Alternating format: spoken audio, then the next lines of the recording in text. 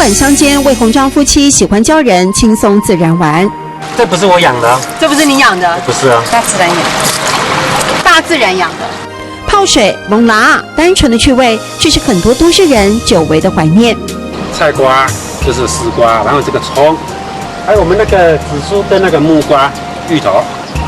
哦，所以在这里你真的花一点时间，你可以找到很多趣。哎，对，好，而且这里要比懂枪哩，这里很干净，统一又好哈。空气又好。乡亲们地尽其力、物尽其用的智慧，让公馆一年四季都有得玩。配合农村改造种植阿伯乐树，实新特色，这里成了黄金小镇。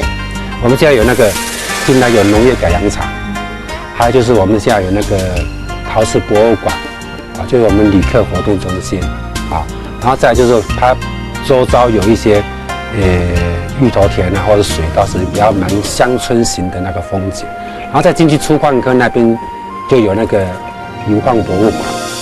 天观光交通是命脉。台70，而且开通，却是几家欢乐几家愁。哎，我们想说奇怪，过年怎么那么吵车子？往年过年的车子很多嘛，就一看，因为车子全部跑到那个，都被他挡下走快速道路。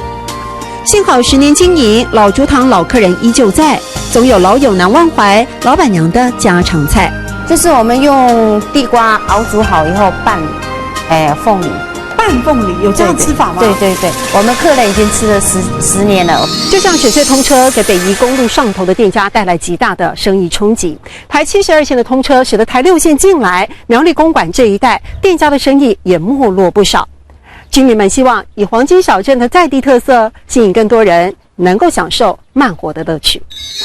要比懂枪哩，口气优好；要比懂枪哩，口气优好。